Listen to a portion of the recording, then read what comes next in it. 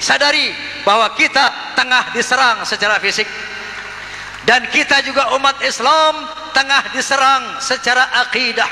Sekarang ini ada dilansir slogan-slogan yang mengatakan bahwa agama itu sama, semua agama baik, semua agama benar, Tuhan kita sama, Tuhan kita yang satu, cuman jalannya yang berbeda-beda.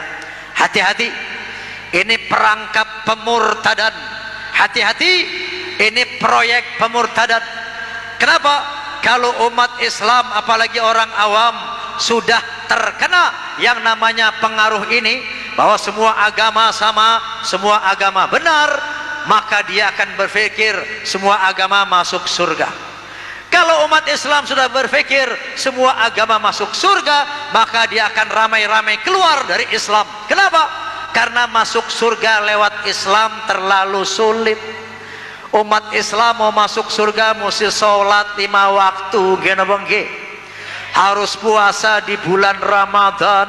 Nanti yang namanya kamu punya uang harus bayar zakat, bayar fitrah, nyumbang masjid. Nanti yang namanya ini nggak boleh, mabuk nggak boleh, judi nggak boleh, ngebor nggak boleh. Susah amat masuk surga lewat Islam. Kalau semua agama masuk surga, lebih baik saya pindah agama ke agama sebelah sana, yang sholatnya cuma seminggu sekali, yang mabuk boleh, ngapa-ngapain boleh, pakai pakaian mini boleh, udel ketok boleh, ngebor boleh, semua boleh. Ini artinya perangkap pemurtadan. Hati-hati, ingat firman Allah subhanahu wa ta'ala, qul ya ayyuhal kafirun la a'budu ma ta'budun wala antum 'abiduna ma a'bud wala ana 'abidum ma 'abadtum wala antum 'abiduna ma a'bud lakum dinukum waliyadin. Kata Allah subhanahu wa ta'ala, katakanlah ya ayyuhal kafirun, hai orang-orang kafir, la a'budu ma ta'budun, aku tidak menyembah apa yang kamu sembah, wala antum 'abiduna ma'bud, dan kamu tidak menyembah apa yang aku sembah, wala ana 'abidum ma'abadtum, aku tidak menyembah sesembahanmu, wala antum 'abiduna ma'bud, dan kamu tidak menyembah sesembahanku, lakum dinukum waliyadin, agamamu untukmu, agamaku untukku, agamamu tidak sama dengan agamaku. Faham? Faham? Inna dina indallahil Islam, agama yang diridhoi di sisi Allah hanya Islam. Kata Allah subhanahu wa ta'ala, wa man yabtaghi ghairal islami dinan fala yuqbala minhu wa huwa fil akhirati minal khasirin. Apabila ada manusia yang coba-coba mengambil agama selain Islam, maka tidak akan diterima, dan di akhirat dia akan termasuk orang yang merugi. Kenapa Islam yang diridhoi oleh Allah subhanahu wa ta'ala? Kenapa Islam satu-satunya agama yang diridhoi oleh Allah subhanahu wa ta'ala?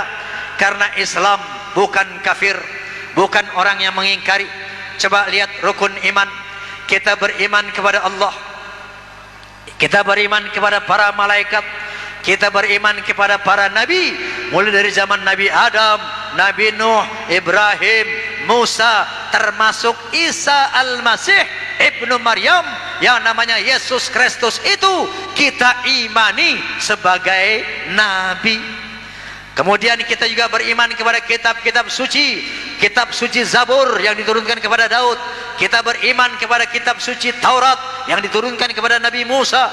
Kita beriman kepada suhuf Ibrahim. Kita beriman kepada Injil yang diturunkan kepada Nabi Isa. Kita beriman kepada Al-Quranul Karim yang diturunkan kepada Nabi Muhammad sallallahu alaihi wasallam. Tidak ada seorang nabi yang kita kafiri, tidak ada seorang nabi yang kita ingkari, tidak ada sebuah kitab suci pun yang kita ingkari. Oleh karena itu Islam tidak bisa dikatakan kafir. Oleh karena itu Islam satu-satunya agama yang diridhoi Allah subhanahu wa ta'ala. Jadi sekali Islam sampai mati, mari kita tetap berpegang kepada Islam. Sebagaimana kata Allah, wala tamutunna illa wa antum muslimun, jangan kamu mati kecuali kamu sebagai Islam. Amin Allahumma, amin Allahumma. Ini kita tengah diserang secara akidah, dan kita juga tengah diserang secara budaya. Ada kelompok-kelompok yang namanya kapitalis, ada yang namanya kelompok-kelompok sekularis. Orang-orang sekuler tengah memaksakan memasukkan nilai-nilai yang tidak islami ke dalam televisi. Mereka memaksakan nilai-nilai yang merusak moral ke dalam televisi. Contoh, pola berpakaian. Mereka ingin menjadikan sesuatu yang enggak biasa menjadi biasa. Dulu di televisi yang namanya you can see, tahu you can see Pak? Itu pakaian tangan buntung. Dulu tabu, nggak boleh di televisi. Tapi mereka paksakan supaya umat Islam terbiasa dengan wanita pakaian buntung. Setelah terbiasa, ditingkatkan lagi menjadi pakaian setali. Wanita pakai baju cuma tali satu doang, ya. Tadinya nggak biasa, tapi mereka jejali terus dan terus sampai umat Islam menjadi terbiasa dengan wanita pakaian tali satu.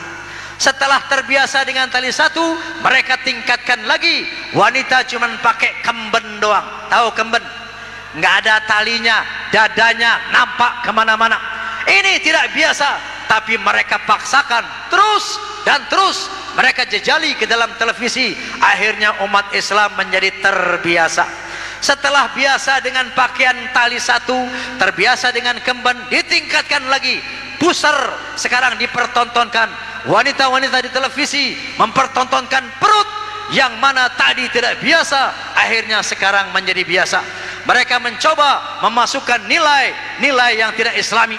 Begitu juga gerakan-gerakan pornografi, porno aksi, mereka paksakan, dijejali terus dan terus dalam televisi agar masyarakat Muslim Indonesia menjadi masyarakat yang permisif, menjadi masyarakat yang bisa menerima apa saja termasuk perbuatan-perbuatan haram.